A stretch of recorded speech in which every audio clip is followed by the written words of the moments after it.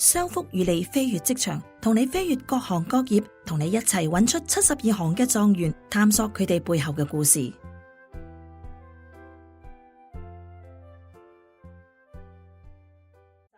Hello， 大家好，大家好，商福與你飛越職場又同大家見面啦。飛牧今日咧就唔係主持，今日主持係做主持，因為飛牧咧係成為今集嘅嘉賓。Hello， 大家好。咁啊，大家都知道飛牧，咁好少人知道咧，我原本嘅嗰中文名嘅就叫做盧婉文牧師。係冇錯。咁樣盧牧師，你今日想講邊一行咧？係啦，咁今年咧就我哋係講72行，行行出狀元啊嘛。咁飛牧咧就喺3月份嘅時候咧就出咗個專欄嘅喺《號角報紙》，就講關於咧就移民之後嗰個職場轉變啊。嗰個挑戰係乜嘢？個挑戰係啦，咁我就諗翻起咧，就以前都有幾年前啦。咁我喺香港嘅時候咧，係啦，以前做生意嘅，成功商人啊，飛牧係就都叫做揾到桶金計啦。咁就即係以前做生意嘅就以前個行業咧就而家係即係唔係太多人做，不過咧就你問我係咪即係仲有機會咧，咁就要睇下你嘅做嘅方式啦。咁你以前係做邊行嘅？咁我以前咧就係做呢個香港有個公司啦，總公司啦，咁我哋就出產啲即係貨品，即係嗰啲太陽帽咧，去銷去世界各地嘅。咁工廠咧就喺中國咁當時咧我哋嘅主要市場咧就唔淨止美國同埋歐洲嘅，好多時咧就嗰個年代咧啲人都係集中去嗰啲嘅地方啦，攞訂單啦。咁因為大啊嘛，諗住佢哋有錢啊嘛。係啦，咁我就始終都係出道遲過人哋啦，係啦。咁前輩咧當然有晒大客喺嗰啲地方，咁我就轉啦，就轉咗去咧南美嘅地方咁南美咧就係當時嚟講，我都算係第一批或者係都係第二批嘅商人去嗰度去開展呢個生意。所以咁多年前嘅南美應該都唔係富有㗎噃。係啊，佢啱啱開放啊嘛，即係以前價錢咧。係啊，以前一部電視機就講緊咧就唔知幾多10萬咁樣嘅咁我哋去嘅時候咧就啱啱開放啦，咁就有一個特別嘅地方就係咧，不嬲你哋而家咧就過數係點過嘅？加 internet 啦，或者電話過數啦，係咪 PID 咁樣咁但係咧就我哋嗰陣時咧就係南美啊嘛，咁亦都唔經銀行，即係連 letter of credit 即係 LC 都唔做啦，就攞個喼嚟打開，全部現金10萬定金，咁你喺度數咯，逐張數咯。咁我好似咧，即係我真係好笑啊！嗰陣時即係咁數喎，我又唔係做嗰啲，你又唔驚俾人搶劫嘅咩？就奸犯科，冇驚得咁多㗎啦！你要去到嗰度，你要適應㗎嘛。咁俾你嘅時候，咁你就唔收啊，咁都要收㗎啦咁啊正規嘅，即係我哋唔係做嗰啲唔正當生意。咁但係佢哋就係外匯管制，就係咁樣咁好，就構成一個咁特別嘅買賣方式。所以你當時收美金㗎？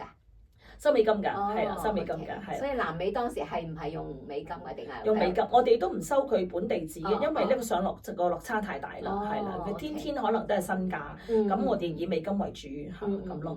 咁所以即係以前嘅行業就係咁啦。係咯，你後來又喺中國開廠喎。嗰陣開廠㗎啦，已經即係我哋即係話南美嗰度做生意嘅時候，本身已經係有廠喺中國㗎啦。咁當然成個生意咧，最開頭嘅時候咧就係以貿易為主嘅，即係買賣為主。咁後嚟訂單太多，咁我哋就需要喺中國度開廠。咁當然啦，開廠又有好多嘅經歷啦。我諗即係可能辛苦啊，其實開廠係好辛苦係。不過咧，好多聽眾咧都有可能即係都係咁樣過嚟，因為以前我哋嗰代咧咁樣做生意人都唔少嘅咁所以喺即係中國嗰度點樣做生意咧，就即係我唔使多講，即係可能都好多人都知道啦係啦。反而就係南美洲個開發新市場咧，的確咧，我覺得幾 interesting 嘅。講一個好好聽故事係啦，講嚟聽啦。就當時因為佢哋嘅地區咧就有劃分嘅，就即係邊啲地區先至係做生意嘅。咁你咧就要去到嗰個地方同佢簽合同啊咁。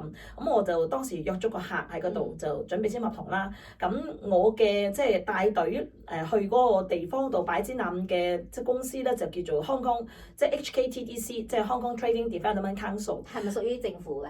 政府嘅嚇，咁舉辦呢啲咁嘅商團啦，係喺嗰邊擺展覽嘅，咁我其中一個攤位啦嚇，咁佢哋就知道我要去探訪個客去某個地方，佢就話啦嚇，你嗰個路程啱啱上個月有個商人咧就被打劫，仲要係冇一條命喎，你都唔好去啦，你啲一個女係啦，你一個女人咁樣，咁我仲有翻譯嘅，即係本地翻譯，咁都係2個，咁太危險啦，咁我唔得個做生意，唔可以唔講誠信嘅喎。係啊，因為你答應人哋去係咪？就要去嚇，咁年輕嘅嗰陣時，膽大包天。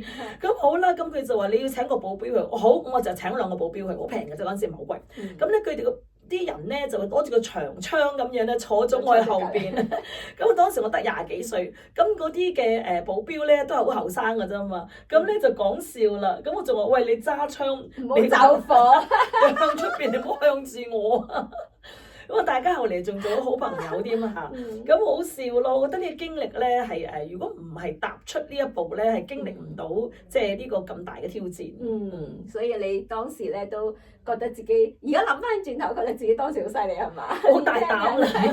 而家唔得，未知驚，未知驚啊！你而家叫我去伊朗做生意啦，多次我都唔去，冇搞啊！杜拜我唔制啊！Sydney 都可以好啲啊嚇，係啦，真係幾 interesting 喎！你應該仲有好多咁嘅類似嘅係啊，時間關係，咁啊講下咧而家嘅職業啦。咁大家都知我係牧師啦，頭先講咗我個名。嘅轉變好大喎！轉變好大係啦。咁其實嗰個分別喺邊度咧？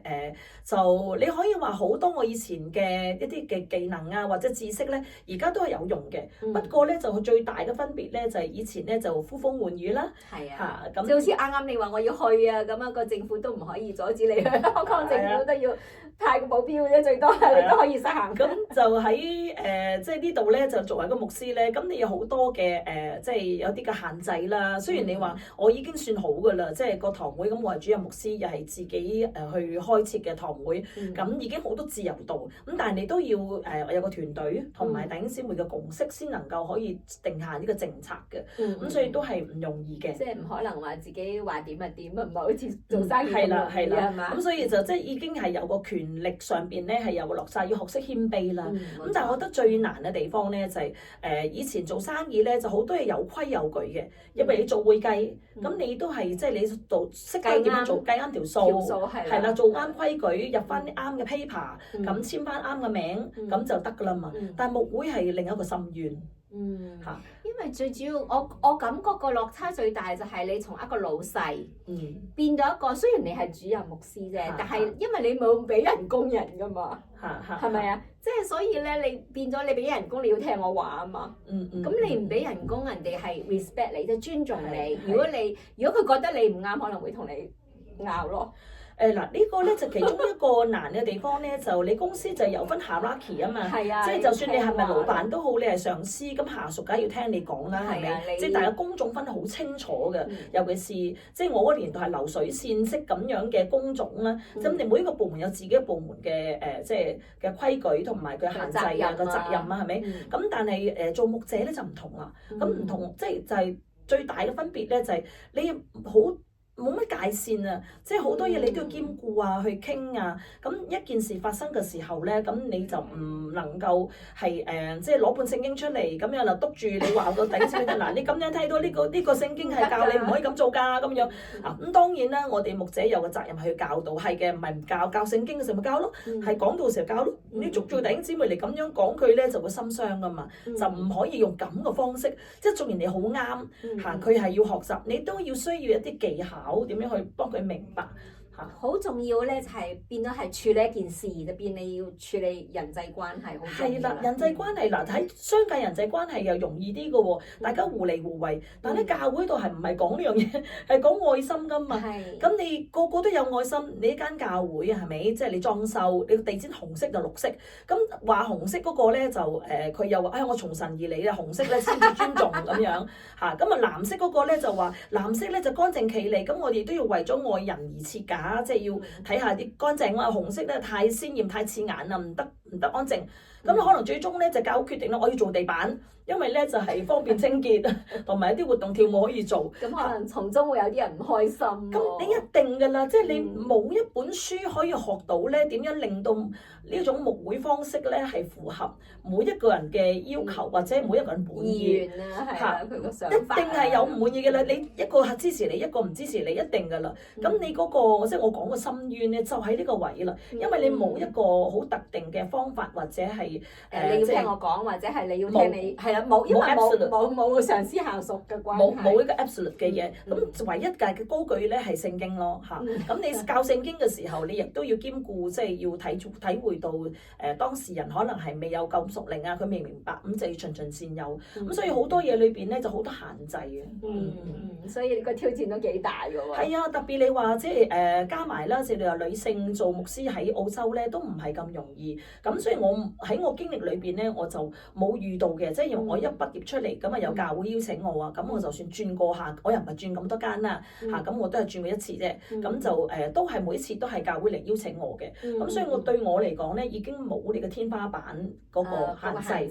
但係你都會，但係都會有啲即係有啲位咧好奇怪或者唔舒服嘅，即係人哋會覺得你challenge 你，點解你女性要做管理堂會啊？點解你要講道啊？咁樣，咁我又唔想同人哋拗，咁所以咧就呢啲位咧就都會帶嚟一啲嘅限制咁啦。咁仲有咧，你唔單止淨係牧會嘅喎，你好多範嘅喎，好似而家我哋做呢個節目啦，係屬於商福一部分㗎嘛，係咪？飛越職場主要係幫助大家身心社靈啦。咁你仲有啲咁多嘢，你點樣可以 balance 你嘅生活同你嘅工作咧？就同你個愛心咧，冇得 balance。你要將我嘅 life 咧就放咗喺裏邊，呢個就係我嘅 life 啦。不過我覺得咧，最終咧有一樣嘢咧係好重要嘅，無論係你做得辛苦唔辛苦嚇，咁有啲人朝九晚五咧都唔代表佢去輕省嘅，咁可能嗰8個鐘頭好搶佢。咁我覺得最重要令到一個人對於嗰個工作係咪喺得心應手咧，係一樣嘢好重要，係佢個心。佢個 passion，即係我中唔中意做呢樣嘢？佢中唔中意做呢樣嘢？或者呢樣嘢係咪真係即係佢自己嘅能力範圍裏邊，佢可以發揮到佢或者？當然啦，係，但 more than 啲係嗰個使命感啊！即係我喺1小時嘅 full version 錄音咧，大家就可以聽下。咁我就講得比較清晰啲。究竟即係我哋點樣能夠有咗呢個嘅即係嗰個 passion 咧？冇呢個 passion，其實做乜嘢咧你都唔起勁嘅。係啊，同埋而家都唔係而家，好多時候你發現一啲人咧，好似成世打工啦，忙忙碌碌啊咁樣，就係為咗賺錢咯。咁樣可以可能好多就會有啲咩中年危機出嚟，因為佢揾唔到自己。所以咧，佢係想揾到自己。咁其實呢一樣嘢對於新移民嚟講又係咁嘅。係啊，咁對於我嚟講，即係我當時點解會由呢個做生意去到牧會咧？呢個轉捩點咧，都係因為即係當時係移民嘅時候就停咗落嚟啦。咁我就去即係有個好大嘅感動，就係即係耶穌點樣去愛呢個破碎嘅世界。咁我好記得我以前做生意嘅時候咧，就即係做到咧係好似好麻木。咁我覺得好需要即係呢一種嘅安慰或者係嗰種愛去滋潤或者帶俾我哋嘅使命。咁所以無論係我蒙召嘅時候，或者係之後我創立咗呢個使命教會咧，都係嚟自好強烈嘅感動，就係世界嘅破碎，即係我點樣可以成為一個橋樑，讓到福音進到去呢個就係呢個嘅黑暗嘅世界去發亮發光嚇。咁就係呢個 passion 咧，就導致到咧就。唔係講緊 work-life balance 冇呢樣嘢啦，即係做任何即係嘅侍奉都好，我都好開心嘅。咁係挑戰一定有㗎啦嚇，咁但係挑戰當中，我覺得我學到好多嘢咯。咁其實你係好豐滿、好滿足嘅，因為你學到嘢，你自然成長，而你嘅成長亦都可以幫到周圍好多人。係啊，咁所以我鼓勵咧啲移民嚟嘅人咧，其實你轉型嘅時候或者揾緊工作咧，唔好氣餒，因為你喺等待嘅時間或者轉型嘅時間咧，其實擴闊你嘅眼界，去即係得到更多嘅祝福㗎嚇。你好似我咁，你回頭過去望翻咧，原來即係神俾你呢個係祝福嚟㗎，就唔好怨點解我要過嚟啊？點解我呢度揾唔到工？以前高薪厚職，而家就做咁低微，唔係咁㗎，即係唔係一個得着做工嘅得着，唔係由於即係嗰個你嘅成功錢啊，或者你嘅職位嚟衡量嘅，而係你當中嘅經歷咧先係最寶貴嘅。咁當然要你自己去經歷啦。個豐滿啊，或者能夠幫到更多嘅人啦。其實人到一定嘅程度，特別你賺到錢啊或者咩，其實你追求嘅咧，永遠追求錢係無止境咯。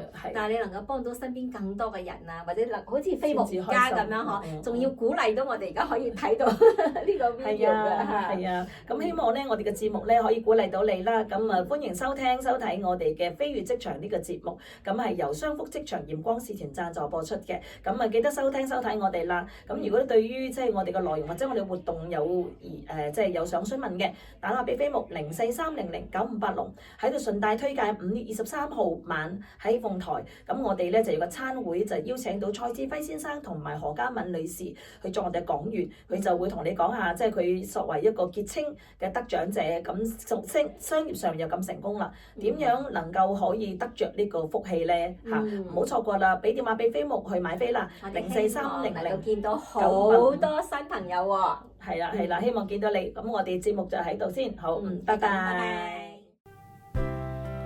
商福與你飛越職場係由商福職場鹽光使團贊助播出。如果有任何詢問，歡迎致電0430095865或者瀏覽我哋嘅網站 www.besaltandlight.org.au。